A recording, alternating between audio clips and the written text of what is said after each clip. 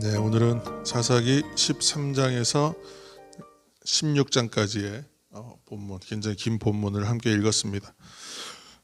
사사 중에 삼손은 가장 아마 유명한 사람일 것입니다. 그리고 힘센 사람의 대명사로 이제 유명합니다. 그리고 좀 특별한 것은 이제 그 사사기 13장을 통으로 삼손의 출생만을 자세히 다룹니다. 그러니까 성경에서 삼손처럼 그 출생에 대한 기사를 이렇게 길게 다루는 것은 예수님, 신약 성경에 나오는 예수님에 대한 이야기하고 세례 요한에 대한 이야기를 제외하고는 거의 삼손밖에 없습니다. 그만큼 좀 되게 특별하게 다루고 있고, 사사기 전체 21장이죠. 이 가운데에서 넉 장에 걸쳐서 삼손의 일생을 다룰 만큼 굉장히 많이 다루고 있는, 많은 분량을 차지하고 있습니다. 삼손의 이름의 뜻은 태양의 사람이라는 뜻입니다. 뭐 어디서부터 어디까지를 보든 간에 삼손을 보면 참 그런 어떤 의미로 봐도 정말 대단한 능력을 가진 사람이고 참 위대한 인물이 될 것이 그냥 의심스럽지 않은, 누가 봐도 정말 대단하겠다, 이렇게 또 대단해 보이는 그런 인생입니다.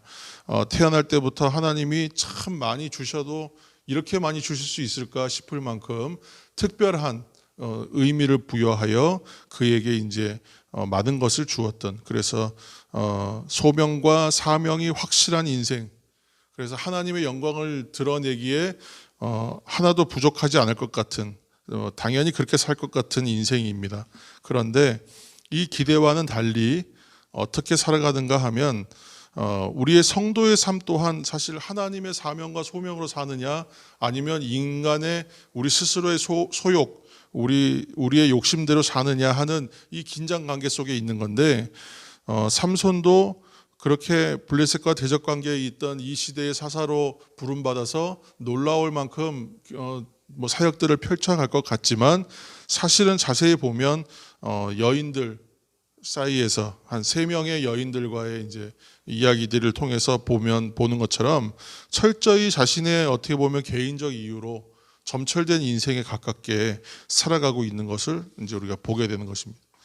근데 사사기를 전체를 통해서 우리가 보는 건 특별히 삼손 편을 통해서는 더 이제 강조해서 보는 것이지만, 하나님이 주시는 은사와 능력과 또 하나님께서 성공하게 하시고 잘 되게 하시는 그러한 것을 가지고 이 땅을 살아가면서 어떻게 사는가를 보여주는 거예요. 그래서 삼손을 언뜻 보면 하나님이 주신 능력 가지고 그 능력을 떨쳐서 민족을 압제하고 있던 블레셋하고 충돌하면서 하나님의 뜻을 잘 실현하는 것처럼 보이기도 합니다. 그러나 실상을 잘 들여다보면 철저히 개인적인 이유, 개인적인 원한, 또 개인적인 만족, 개인적인 소용을 위해서 그 힘들이 쓰여진다는 것을 보게 돼요.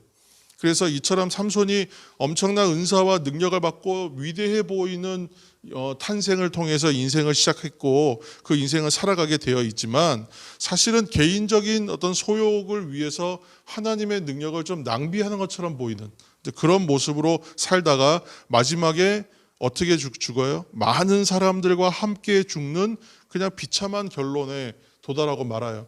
그러면 이 삼손 편의 이야기를 보면서 우리는 어떠한 영적인 교훈을 얻어야 되겠습니까? 이 넉 장에 걸쳐 있는 삼손의 인생을 우리가 한숨에 그냥 다 읽었는데, 인생을 우리가 보면서 발견하는 것은 자신이 담당해야 하는 그 하나님의 부르심과 사명을 분명히 받았지만, 정작 삼손 그 한 사람은 자신의 정체성, 자기가 누구인지, 또 내가 어떤 길을 가야 하는지 분명히 깨달았는가 하면 그렇지 않아 보인다는 거예요. 그렇지 않아 보인다. 그러므로 하나님의 뜻을 따르는 인생을 산 것이 아니라 자신의 욕구만을 쫓는 인생을 살다가 맨 마지막에 그냥 많은 사람들과 함께 죽어버리는 것으로 끝났어요. 그러니까 사람들이 보면 그냥 죽으면 끝난다라고, 그러니까 마지막에 희망도 없고 소망도 없어 보이는 결론에 도달해 버리니까 성경을 읽으면서 되게 좀 당황스러운 거예요. 하나님이 이 말씀을 통해서 우리에게 무엇을 알리고자 하시는 건가? 성경의 어떤 인물보다 진짜 요즘에 영화에 나왔던 어벤져스에 나오는 그런 슈퍼맨들처럼 그렇게 엄청난 힘과 그의 버금가는 대단한 능력들을 가진 사람이었다고 생각되는 삼손이 이 삶의 결과가 결국은 죽는 것으로 끝나요. 많은 사람들 앞에 자기의 원한을 갚는 걸로 끝나는데 이것을 보면 우리도 참 실망하겠지만 정작 하나님께서는 정말 많이 실망하지 않으실까? 그런 생각도 하게 되는 것입니다. 삼손의 마지막 장면의 죽음을 보면 사람들이 이제 카타르시스라고 하잖아요. 뭔가 막 눌렸던 게 한 번에 풀리는 그런 좀 시원함을 느끼실 수 있을지도 모릅니다만 결국은 마지막 장면의 죽음은 많은 적들과 함께 운명을 다해서 대단하고 비장한 그런 죽음처럼 보이지만 그 죽음도 사실 큰 의미는 없어요. 성경적인 관점에서 보았을 때는 결국은 삼손의 이야기를 통해 발견한 것은 인생에 아무런 위대한 능력들을 주어도 인생을 하나님의 방법을 살지 않고 자기 뜻을 살아내면 결국은 다 헛되다라는 것, 그 결론에 도달하게 됩니다. 거룩한 백성의 길은 우리가 항상 얘기하지만 예수 그리스도를 닮아가는 인생입니다. 그런데 일에 치이고 문제에 침몰하고 환난으로 낙심하게 되는 것이 하나님이 우리에게 허락하시는 삶 속에서 왜 이런 일들을 통해서 일어나냐면 하나님의 동행하심과 일하심과 그분의 지혜와 사랑을 우리 인생 가운데서 그 문제들 속에서 발견하지 못하면 결국은 제대로 살 수가 없는 거예요. 당연히 잘 살 수도 없어요. 삼손처럼 이러지도 못하고 저러지도 못하는 막다른 길에 몰려가지고 결국은 어떻게 되냐면 모두를 한꺼번에 끌어안고 나도 죽고 너도 죽고 모두 죽는 것으로 그렇게 끝나버린다는 거예요. 그래서 그 전체적인 내용을 성경에 써 있는 표현들을 쭉 읽어보면 그 감정적인 표현이 없고 담담하게 그냥 이게 서술되어 있습니다. 하나님께서 이 이야기들을 그냥 이렇게 늘어놓으시거든요. 결국은 하나님께서 우리에게 이 말씀을 통해 주시는 건 결국은 인생으로서는 할 수 없다. 하나님께서 하시는 것이다. 결국은 말도 안 되는 사랑으로 우리가 이해할 수 없는 사랑이에요. 또 우리의 미련하다고 얘기했던 말도 안 되는 은혜로 이해할 수 없는 하나님의 놀라운 은혜로 결국은 모두를 끌어안으신다.